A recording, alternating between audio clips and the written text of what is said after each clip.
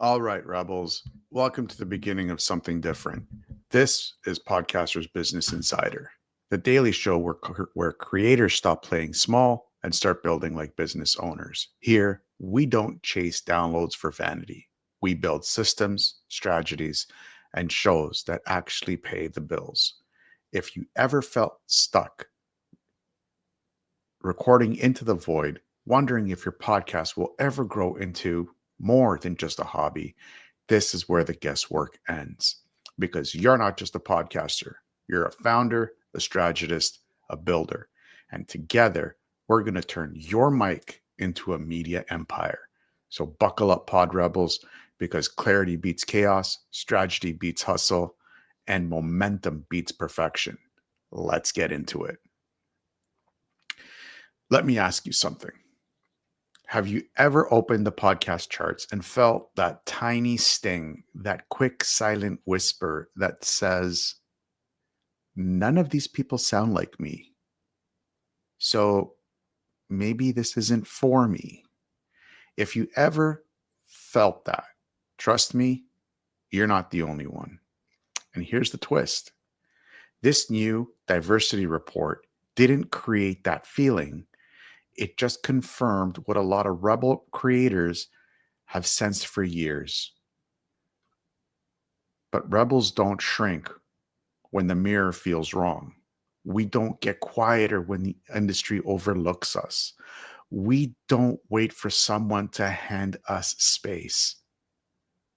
We do what we've always done. We get louder, we get clearer, we build something they can't ignore. Tonight, we're breaking down what the numbers really say. And more importantly, why they're the biggest opportunity rebel creators have had in years. So we're going to get into it with a couple of articles that I found on Pod News. Article number 1. Podcast diversity is woeful, quote unquote, says new major study. A new USC Annenberg Inclusion Initiative report exposes how unrepresentative the top of the podcast industry really is. And instead of shrinking, rebel creators can see this as an invitation, a lane wide open waiting to be filled. Here are the 3 quotes. Here's 3 quotes that I found that define the problem. And they actually reveal an opportunity. 64% of the hosts of the most popular US podcasts in 2024 were men. The first crack in the mirror. 2/3 of the voice at the top come from the same demographic.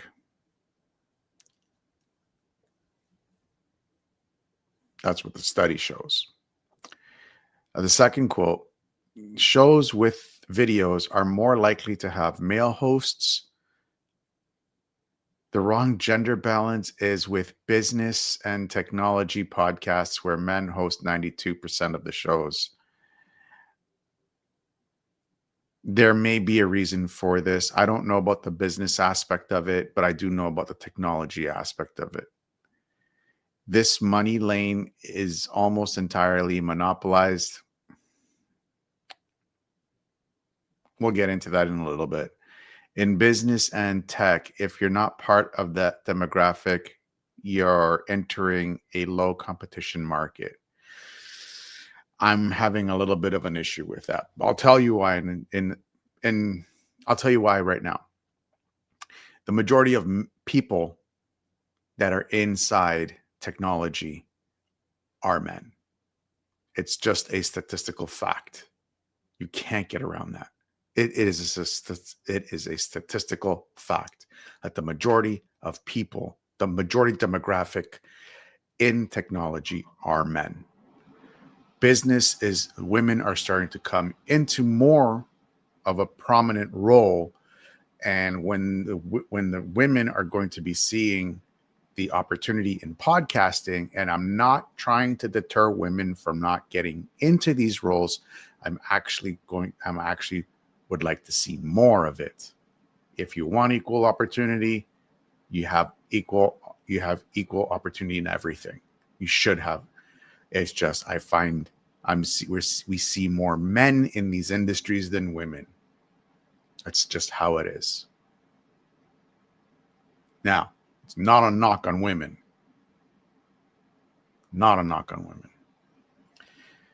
The document describes the lack of non-white hosts is woeful. The strongest word in the report, not concerning woeful, meaning the industry isn't just unbalanced, it's structurally failing. I don't see it that way. I see it as an opportunity for other people other than white males to get into this. And it's not going to be a knock on them. I think it's an opportunity for them. I kind of have an issue with this article because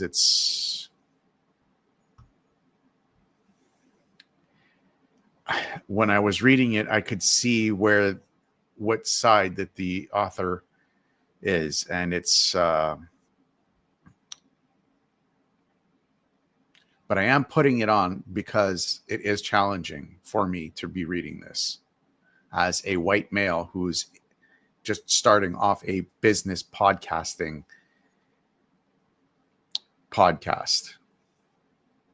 It's challenging for me to read it. My takes, you already know some of my takes. The majority of the people in these industries are male. Just how it is. We would like to see more diversity in there. Yes, why not? I believe it. I believe that it should be opportunistic for everyone, not just one certain demographic. And I would love to see more of different shades and colors and male and female. But here's some other rebel takeaways. You don't succeed by fitting the charts. You succeed by breaking them. There goes a lot into what makes a show a top show. Creators who stand out become unforgettable, become part of that of those top shows. This isn't a big boys club. There's no big boys club in podcasting. You may think, but the big boys up at the top, they get a lot of crap put down on them a lot of the time. Another opportunity here is that every gap is a lane for rebels to dominate.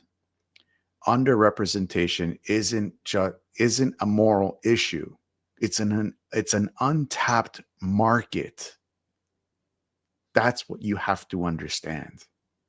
And rebels thrive in markets the industry ignores. I wouldn't say it ignores. It's just, I don't like that word. I don't like using the word ignored. You were not ignored. It's an opportunity for you to thrive in a market that is being undervalued.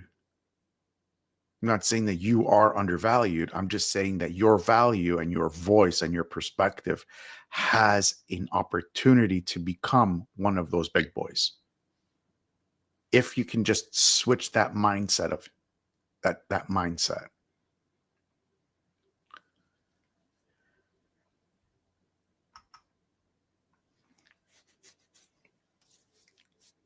So when 62 to 92% of the hosts fit one mold, not fitting that mold becomes your unfair advantage.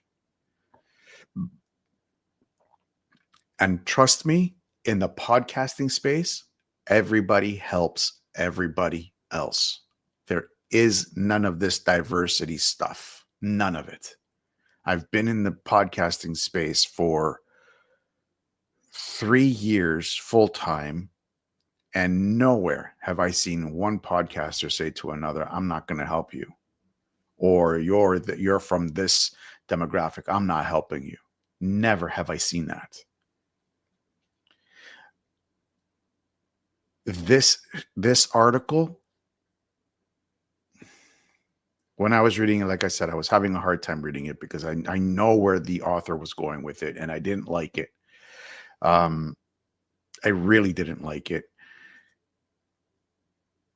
But again, there are opportunities here that I can show you where you can thrive in, because you can become the voice of an audience that I wouldn't say has been underserved, but the voice has been not there. Excuse me.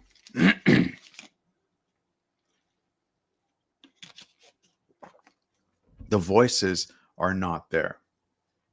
And you can tap into that with your specific voice, speaking to your specific demographic in the way that only your demographic understands. We'll get into that because that's where the niche comes in.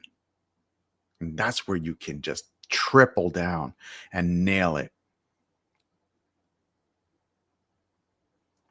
Article number 2, TV and podcasting are true companions. This research shows your podcast doesn't stay inside podcasting. It influences what people watch, buy, subscribe to, and share. One quote, 16% of podcast listeners have purchased a streaming subscription after hearing about a show they wanted to watch. Your influence drives real world behavior so long as it is tied to the audience that we spoke before. One, your mission, and your values. We talked about this on the previous podcast with Roy, where he actually came out and he said he was talking about my old fitness, my old health and wellness podcast that I had, the Fitness Oracle, where he said that, if I had a sponsor come on, let's say like McDonald's or Coca-Cola or Tim Hortons, that's not what I was trying to promote with my show. Healthy health. I was trying to promote healthy living with healthy eating, healthy lifestyle. McDonald's is all filled with crap and garbage. Coca-Cola is nothing but sugar and disgusting and just vile. The more that you eat McDonald's and Coca-Cola, studies have shown that you will fall into depression, where if you start eating whole foods, real food, it will help you get out of that depression. I said help get you out of depression. The next quote's 44% of listeners to a podcast about a TV show or a movie talk to their friends about the TV show. Your voice starts conversations that spread far beyond your episode. Pardon me. Your voice starts conversations that spread far beyond your episode.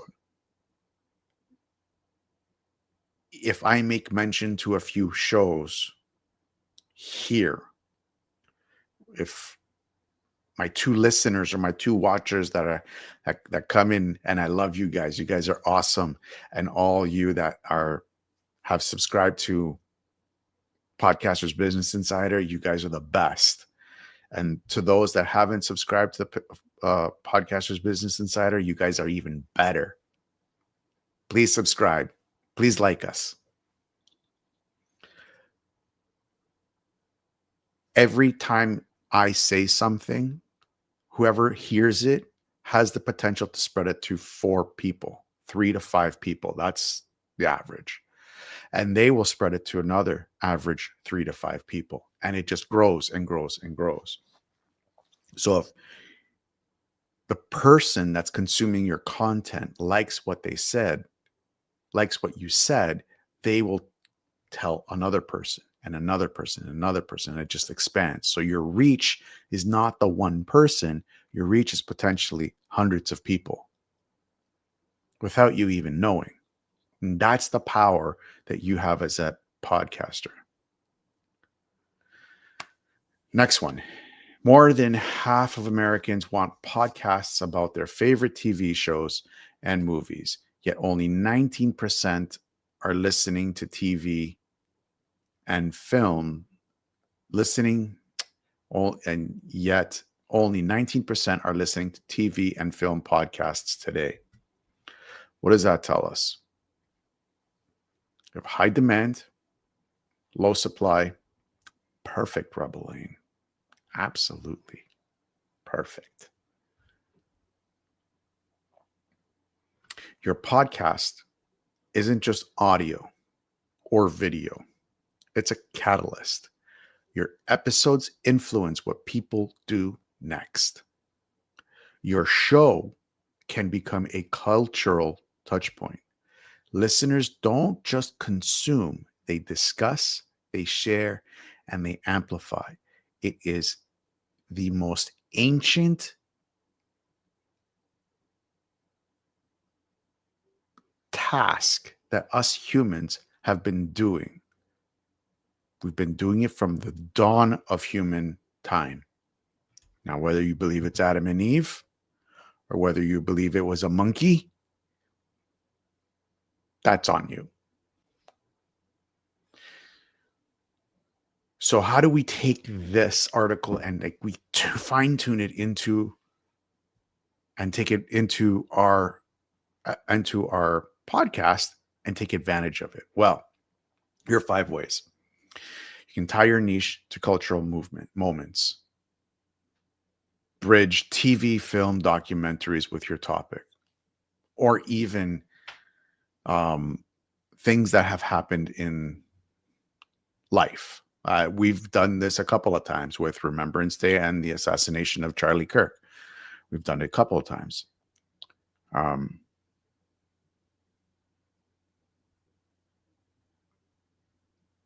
Yeah.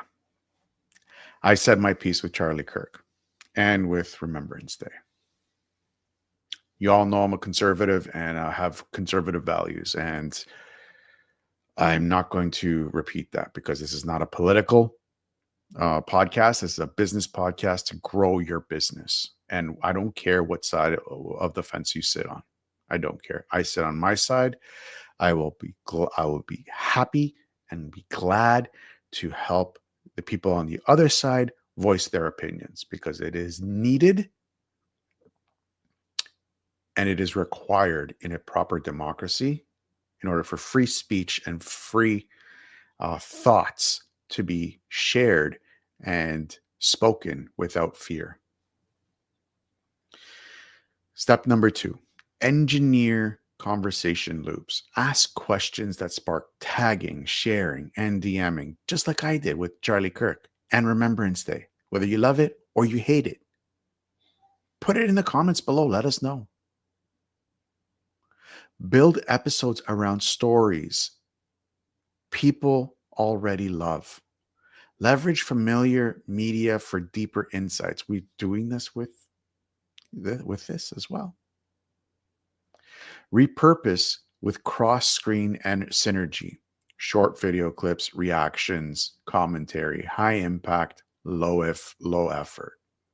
And the last thing that you can take advantage of is claim the intersection lane. People want this content. Almost nobody is making it well. Rebels win blue ocean markets. And if you haven't read that book, highly, highly, highly recommend you read that book. Blue Oceans. Is it Blue Oceans? Let me double check. Let's go to my good friend Amazon. I will get you the link.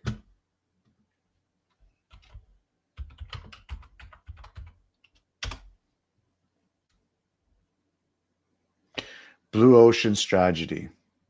How to create uncontested market space and make the competition irrelevant by, I think that's William W. Chan Kim and Renee Maborn. I'm sorry if I butchered your name. I'm not very good with names.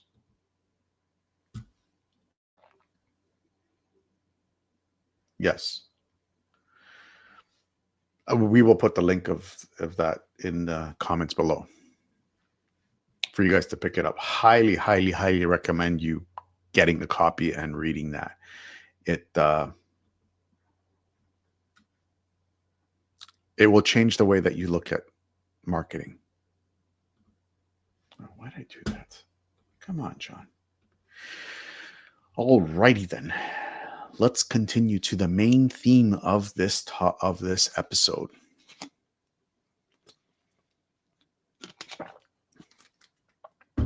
The strategic breakthrough hidden inside a cracked industry.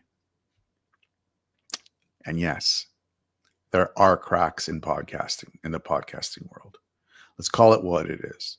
Podcasting promised to be the medium where everyone finally had a voice, but the numbers show the top of the industry is still stuck in the past.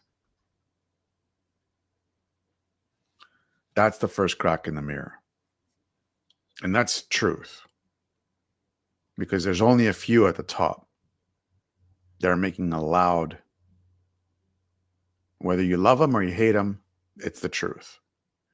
And we've got a brand new study showing that podcasting is influencing what people watch, buy, subscribe to, and talk about across multiple screens. That's the second crack. Here's why both matter. The top of the industry is predictable, but the audience behavior is evolving faster than the industry can keep up. This mismatch is exactly where the rebel podcaster rises.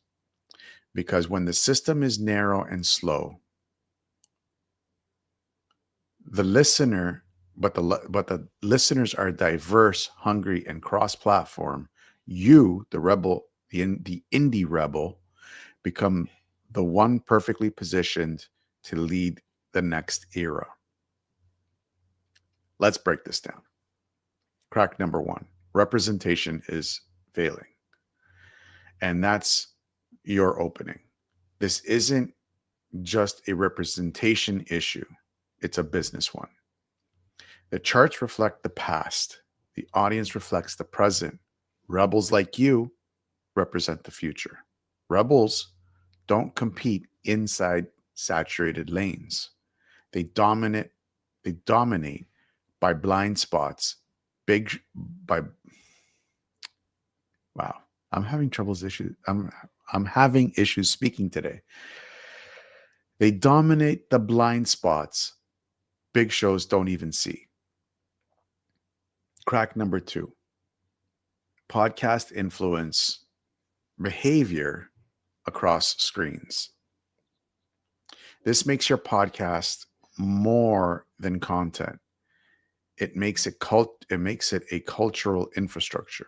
Your episode can start conversations, guide decisions, influence purchases, shape what people watch, spark community loops, and much, much more. Big creators are too slow to pivot. You can pivot today if you wanted to. This is where the underdog takes over. Rebels are faster, bolder, more authentic, connected, culturally aware, more willing to go first. The industry is cracking, and rebels step through the cracks first. This isn't your disadvantage. This is your breakthrough. So here are 3 things that I want you guys to take away from today. Expand your representation footprint. Invite someone who breaks the patterns. We do this all the time. We have a lot of upcoming guests that do that. Some fit in the mold, but we're looking for people who fit inside the cracks, so we can give you that advantage of their story and of their struggles, of their breakthroughs.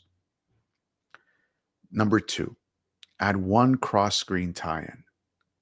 Bring films, shows, or documentaries into your narrative. We do this all the time with books. I love books.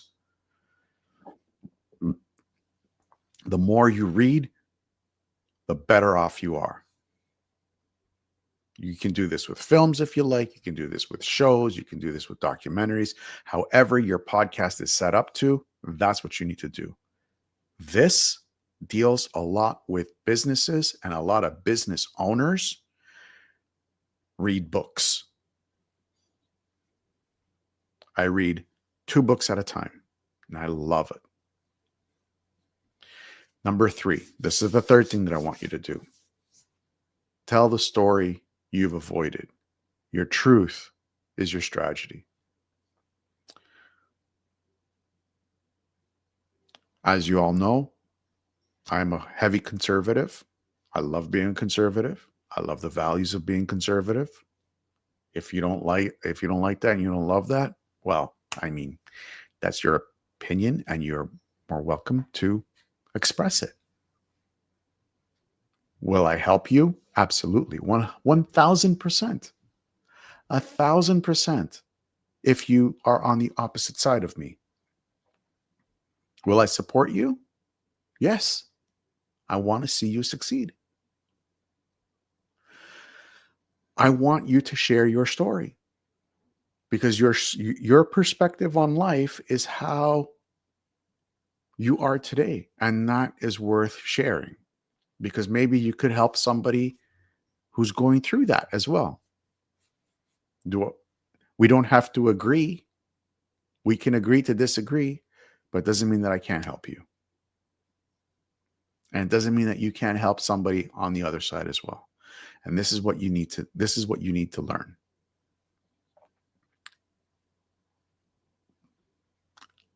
Away from that. Rebels, the industry mirror may be cracked, but cracks let light through. And your voice is part of that light.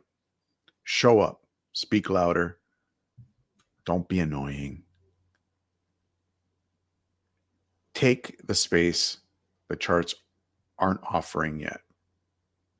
Download your free 15 steps to kickstart your podcast checklist to kickstart your podcast and launch your voice.